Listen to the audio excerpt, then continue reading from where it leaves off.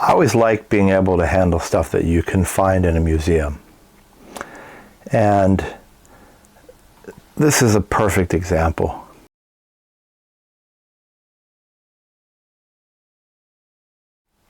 This is a guri lacquer plate, or in Chinese we would call this tishi. Now, you notice I said guri. Guri is the Japanese term for this. And the reason for that is, even though this is very much a Chinese thing originally, the Japanese really took to this. They really liked this sort of lacquer, and they really ran with it. They also reproduced it. There are many Japanese pieces that are also guri lacquer.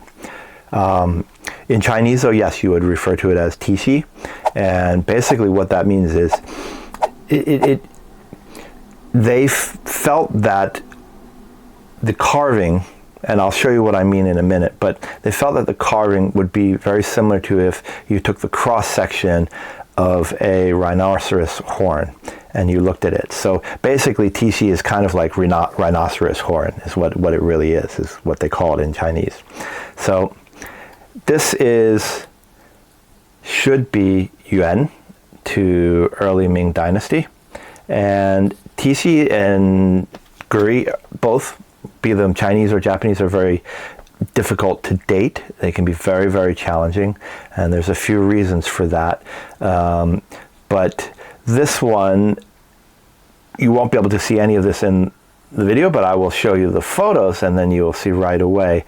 This does have some signs that make it a little bit easier to date. For one, you can see the patina, you can see the wear and tear, you can see the cracks, you can see the loss of some of the lacquer in places, and you can see the red guideline. Also, you can see the lacquer color, and these all make it a little bit easier to date. Usually the earlier guri pieces, the earlier tishi pieces are, they're a faded black-brown color. In fact, in many ways, actually, this is a lot like Song lacquer. This happens with Song lacquer too. So, yeah, this makes a lot of sense. And by the way, guri tishi was very popular during those periods, from the Song into the Yuan, and it goes even into the Ming Dynasty. For a very long time, this was quite popular. So, but yeah, that's one of the indicators. The other indicator is the way it was carved. So it's very interesting. The carving can be shallow, it can be very deep, it can be U-shaped, or it can be V-shaped. And in the earlier days, there is both U-shaped and V-shaped, so that can be a little bit challenging as well. And guri lacquer was produced it's still being made, even in modern day. I know some places in Shanxi that make guri lacquer. The Japanese, of course, are still making it and have kept that tradition alive as well. The backside. So, by the way, I should point out, so this is a Ri pattern. There is various patterns, sword pummel pattern, Ri pattern, arcade names for this, but this does look like the shape of a Ri. And we have the scroll work on the back, so this is also kind of a very earlier look, then a very kind of a mellow faded brown on the underside of this plate. What's interesting is this sort of look, early Mingish, starts to die out and changes, and then of course you have another period during the Qing Dynasty when it just suddenly pops back up again, and you'll see that here. I'll put up a photo of that plate that unfortunately just left my hands. I would have liked to have kept that, but oh well. But yeah, very cool. Unfortunately, guri stuff, tishi stuff, tends to be not the cheapest thing. You will find it only at a top auction house. If you find it elsewhere, it's probably fake. It's probably 19th century. Most of what's out there is 19th century.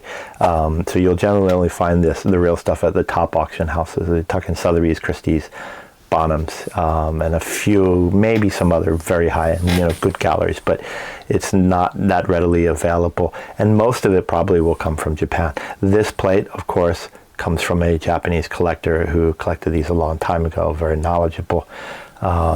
So yeah, even the ones you find in the West probably made themselves over to the West, probably not from China, but probably from Japan.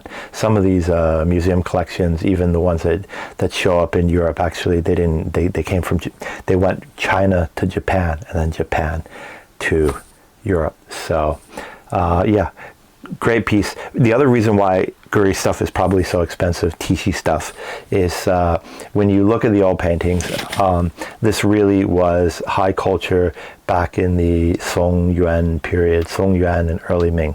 During that period of time, we think of Huanghua Li, of Ming style furniture. Nobody cared about that back then. That was not what was the pinnacle. The pinnacle of high culture of the scholar class would have been mother of pearl inlay furniture, would have been Guri lacquer, things like that, and it probably, you know, some porcelain would have been mixed in, but very much that was the pinnacle at the time. So it tends to stay quite expensive today, and of course lacquerware of that age is always fragile, so it doesn't last forever.